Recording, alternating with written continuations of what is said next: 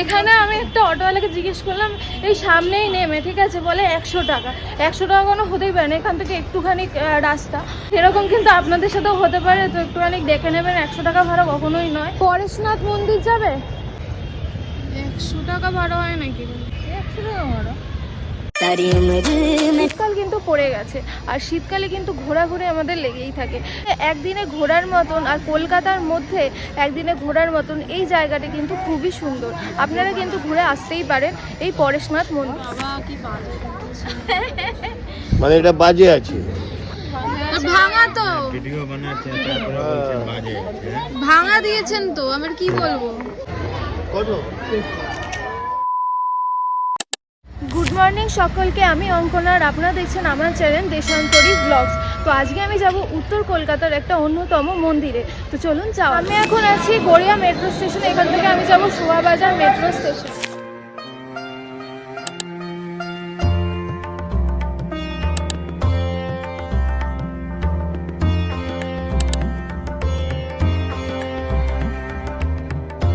এখন আমি নেমে পড়েছি শোভাবাজার মেট্রো স্টেশনে। এই হচ্ছে শোভাবাজার মেট্রো স্টেশন। এখন এখান থেকে যাব পরেশনাথ মন্দিরে। এখান থেকে অটো বাস দুটো অপশনই আছে, তো দেখি কোনটাতে যাওয়া যায়। মেট্রো স্টেশন থেকে নেমেই কিন্তু একটা অটো স্ট্যান্ড দেখতে পেলাম, সামনেই আছে, তো গিয়ে দেখি এখান থেকে যায় কিনা। পরেশনাথ মন্দির যাবে 100 টাকা ভাড়া হয় নাকি? 100 টাকা ভাড়া কত দূর? 100 টাকা ভাড়া এখানে আমি একটা অটোওয়ালাকে জিজ্ঞেস করলাম এই সামনেই নেমে, ঠিক আছে, বলে 100 টাকা। 100 টাকা কোনো হতেই পারে না, এখান থেকে একটুখানি রাস্তা, এরকম কিন্তু আপনাদের সাথেও হতে পারে, তো একটুখানি দেখে নেবেন। 100 টাকা ভাড়া কখনোই নয়। আমি দেখছি এখানে কত ভাড়া। পরেশনাথ মন্দির কজন? দুজন। কত কত ভাড়া কত? মন্দিরের সামনে তো, হ্যাঁ টেম্পলের সামনে একদম না, 100 টাকা বললো। 15 টাকা করে ভাড়া। সামনে নামবো না, গলিতে নামিয়ে দেবো। গলিতে নামলে অনেক হেঁটে যেতে হবে, আবার ওখান থেকে আপনাকে 30 টাকা এক একজনের দুটো অটো পাল্টাতে হবে। 15 টাকা করে। এখান থেকে আমি একটা অটোতে উঠলাম, এটা গৌরীবাড়ি নামাবে, 15 টাকা করে ভাড়া বললো স্টেশন থেকে, মানে মেট্রো স্টেশন থেকে নেমেই যে অটো স্ট্যান্ড আছে, আপনারা মানে এলেই দেখতে পাবেন ওইখানে। তো এখন দেখি গৌরীবাড়ি নামি, ওখান থেকে আই থিঙ্ক বেশি হাঁটা নয়, আমি দেখি ওখানে নেমে তারপরে দেখছি। তো অটো এখন ছেড়ে দিয়েছে, এখন আমি গৌরীবাড়িতে নামছি।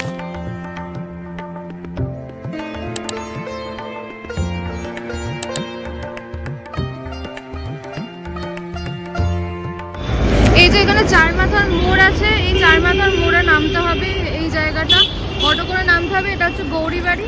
এই গৌরীবাড়িতে আমি এখন অটো করে নামলাম, আর ঠিক অপোজিটের রুটটা, মানে ওই দিকের যে গলিটা যাচ্ছে ওইখান থেকে সোজা হাঁটতে হবে। এখান থেকে 6 মিনিট দেখাচ্ছে।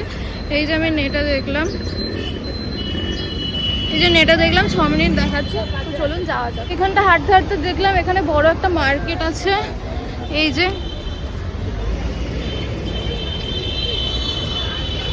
এখানটা বড় একটা মার্কেট আছে, এখান থেকে সোজা হাঁটতে হাঁটতে যেতে হবে।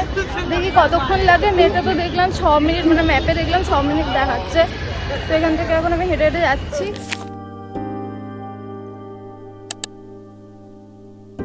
মেন রোড দিয়ে হাঁটতে হাঁটতে এলাম, 5 মিনিট মতন টাইম লেগেছে।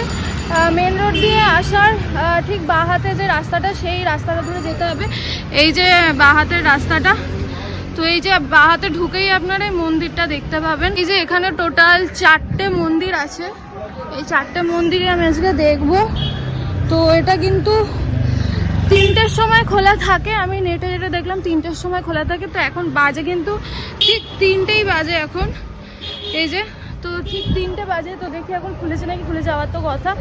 আর এই যে মন্দিরটা, মন্দিরের পাশ থেকে আমরা যখন যাচ্ছি, তো এখানে ঢুকলেই আপনারা এরকম ধরনের এই দেয়ালে দেখতে পাবেন বিভিন্ন ধরনের এই যে ডিজাইন করা, খুব সুন্দর দেখতে দেয়ালগুলো।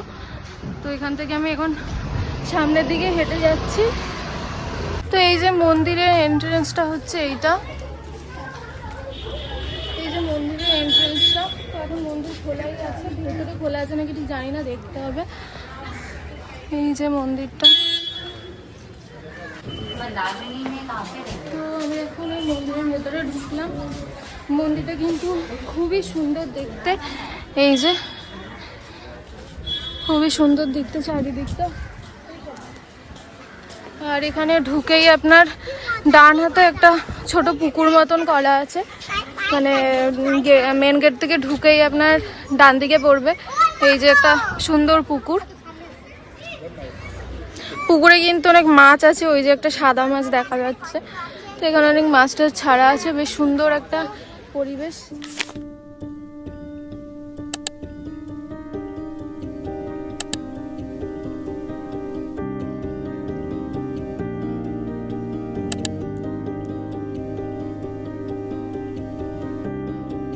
শীতকাল কিন্তু পড়ে গেছে, আর শীতকালে কিন্তু ঘোরাঘুরি আমাদের লেগেই থাকে। শীতকালে একদিনে ঘোরার মতন আর কলকাতার মধ্যে একদিনে ঘোরার মতন এই জায়গাটি কিন্তু খুবই সুন্দর।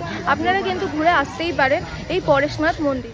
আমি এখন চলে এসেছি পরেশনাথ মন্দিরে। আপনারা দেখতেই পাচ্ছেন এই জায়গাটা খুবই সুন্দর। এখানে আসবেন কি করে? এটি শোভাবাজারে অবস্থিত, আর এখানে আসার জন্য আপনাদের গৌরীবাড়িতে নামতে হবে। সেটা বাস কি অটো, যেভাবেই হোক আপনারা গৌরীবাড়িতে কিন্তু নামতে পারেন। গৌরীবাড়ি থেকে এখানে 5-6 মিনিটের হাঁটা আছে। তো এখানে এখন চলে এসেছি। এটা খোলা থাকে দুপুর 3টের থেকে রাত 8:30 অবধি, এবং সকালে কিন্তু ভোর 5টার থেকে 11টা অবধি খোলা থাকে। তার মাঝখানে দুপুর টাইমটা কিন্তু পুরোপুরি বন্ধ থাকে। এই মন্দির সম্বন্ধে আপনাদের কিছু ইনফরমেশন দেওয়া যাক। এই মন্দিরটি নির্মাণ হয়েছিল 1867 সালে। রায় বাহাদুর এটি নির্মাণ করেছিল। এই মন্দিরের প্রতিটা জায়গায় কিন্তু আপনারা মার্বেলের কাজ দেখতে পারবেন। মার্বেল দিয়ে মন্দিরটি অনেকটা পোর্শন তৈরি হয়েছে। তো এই জন্য আপনারা দেখতেই পাচ্ছেন মন্দিরটি কতটা সুন্দর। এছাড়া এখানে পরপর কিন্তু 4টে মন্দির আছে। এটা হচ্ছে ফার্স্ট যে মন্দিরটা, যেটা সবচেয়ে বেশি বিখ্যাত মন্দির, এটি হচ্ছে শীতলনাথজি মন্দির। এটাই হচ্ছে সবচেয়ে বেশি বিখ্যাত মন্দির। এছাড়াও কিন্তু এখানে আরও 3খানা মন্দির আছে, সেগুলো কিন্তু আপনাদের সবই ঘুরে দেখাবো। তো চলুন এই মন্দিরটা একটু ভালো করে এক্সপ্লোর করা যাক।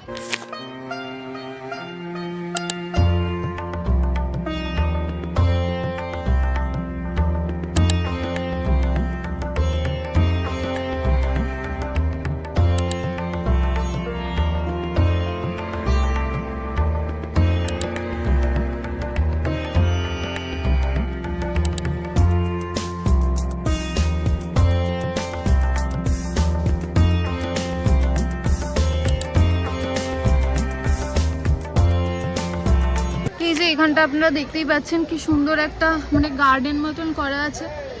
এই যে গোলাপ ফুলের গাছ, গাঁদার গাছ, খুব সুন্দর লাগছে জায়গাটা। পরিবেশটা কিন্তু খুবই সুন্দর, এই যে আপনারা দেখতেই পাচ্ছেন। আর এই যে এই মেন যে মন্দিরটা, এটা হচ্ছে এটা, এই যে সেই মেন মন্দিরটা বাইরে থেকেই খুবই সুন্দর, ভেতরটা মনে হয় আরো সুন্দর হবে। তো দেখা যাক। এটা আই থিঙ্ক মানে এক্সিটের গেটটা হয়তো এটা হবে। এই যে সিঁড়ি দিয়ে সবাই নামছে, এখানে হচ্ছে এক্সিট, আর ওই দিক দিয়ে হচ্ছে এন্ট্রি। আমি এখনো এন্ট্রি করিনি, আমি বাইরেটাই আপাতত এখন ঘুরছি। এই যে সেই মন্দিরটা, এখানে জুতো খুলে ঢুকতে হবে। তো একটু পরে আমি ঢুকবো, এখন আপাতত আমি বাইরেটা একটু ঘুরছি। খুবই সুন্দর দেখতে। এখানে চারিদিকে হচ্ছে প্রচুর মানে গার্ডেন আছে। এছাড়া মানে মানে খুব সুন্দর একটা সাজানো গোছানো একটা পরিবেশ, বেশ ভালো লাগছে। আর এই যে এখানেও আবার কিছু আছে, কিন্তু এখানটা তালা দেওয়া আছে, এখানে ঢোকা যাবে না এই জায়গাটা।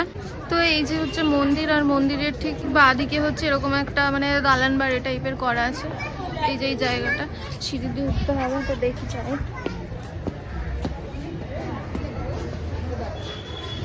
তো এই যে জায়গাটা মানে এখানটা আর কি, এইখানটা তালা দেওয়া আছে, মানে এর ভেতরে ঢোকা যাবে না। তো এখানে একটা বারান্দা টাইপের আছে। তো এখানে আর কি সবাই আসছে আর কি, ফটো তুলছে এই জায়গাটা। এই জায়গাটা একটা বড় ফাউন্টেন মতন আছে, কিন্তু ফাউন্টেনটা এখন মানে চলছে না। আমি জানি না এটা মানে একেবারে বন্ধ করে দিয়েছে নাকি টেম্পোরারি হয়তো খারাপ হয়ে গেছে, সেই জন্য বন্ধ আছে। তো এখানে এই ফাউন্টেনটা আগে কিন্তু চলতো, কিন্তু এখন চলছে না।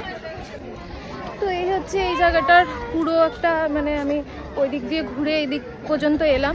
তো জায়গাটা কিন্তু খুবই ভালো, সুন্দর দেখতে। আর যত বিকেল হচ্ছে তত বেশি এখানে লোক কিন্তু বেড়ে যাচ্ছে। তো আমি যখন ঢুকেছিলাম তখন এত লোক ছিল না। তো এই যে মোটামুটি ভালোই আস্তে আস্তে ভিড় হচ্ছে।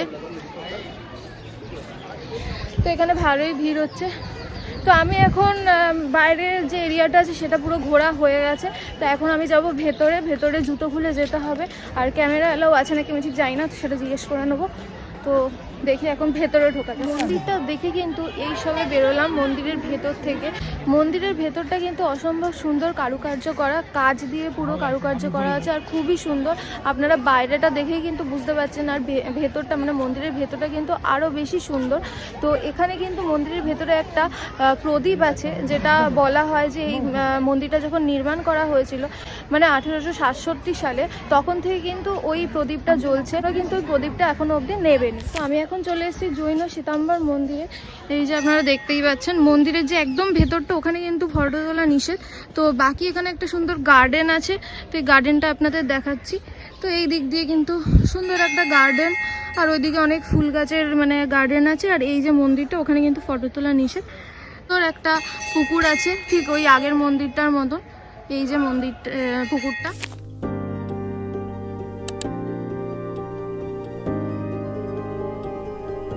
থেকে যে সরু রাস্তাটা চলে যাচ্ছে ঠিক মন্দিরের বাঁ হাতে কিন্তু আরেকটা মন্দির আছে, আর এখান থেকে একটা গেট আছে। মন্দিরের ভেতর থেকেই কিন্তু গেটটা আছে আরেকটা মন্দিরে যাওয়ার। এই যে এই দিক দিয়ে হচ্ছে গেটটা।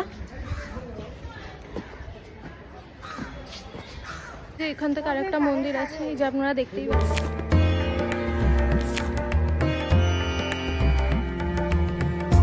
জৈন শ্বেতাম্বর মন্দির থেকে এই দেখে বেরোলাম। ভেতরটা কিন্তু খুবই সুন্দর, পুরো মার্বেলের কাজ আছে। এই চত্বরের যে 4টে মন্দির আছে সবকটাই হচ্ছে জৈন ধর্মের মন্দির। তো আমি এখান থেকে দেখে বেরোলাম। আমার এইখানে 3টে মন্দির দেখা হয়ে গেছে, এখন লাস্ট একটা বাকি আছে। তো এখানে কাছেই এই যে আপনারা দেখতেই পাবেন, এটা হচ্ছে এই পরেশনাথ যেটা ফার্স্টে দেখলাম, আর এই দিকে একটা মন্দির আছে, আমার মনে হয় ওই মন্দিরটাই হবে লাস্ট মন্দির। তো ওখানে যাওয়া যাক। তো এই যে আমাদের লাস্ট মন্দির হচ্ছে এটা, এই যে মন্দিরটা, এই যে মন্দিরের এন্ট্রেন্স। তো এখানে লাস্ট মন্দিরটাই আমি এখন এন্ট্রি করছি। এই যে মন্দিরের এন্ট্রেন্সটা হচ্ছে ঠিক এরকম, দেখতে কিন্তু খুবই সুন্দর। এটা আমার মনে হয় অনেক পুরনো মানে হয়ে গেছে মন্দিরটা, মেনটেনেন্স অতটা হয়তো করে না, একটু পুরনো লাগছে মন্দিরটা মানে বাকি 3টের থেকে, কিন্তু দেখতে কিন্তু তাও বেশ ভালোই লাগছে, সুন্দর লাগছে। আর এখানে মেন এন্ট্রেন্সের সামনে কিন্তু দুই পাশে 2টো সিংহের মূর্তি রাখা আছে, এই যে আপনারা দেখতেই পাচ্ছেন। তো ওভারঅল এই জায়গাটাও কিন্তু বেশ ভালো, মানে 3টে মন্দিরের থেকে কিন্তু অনেকটাই আলাদা। এটা একটু পুরনো দিনের মানে যে বাড়িগুলো হয় বা মন্দিরগুলো সেরকম একটা জায়গা। এই যে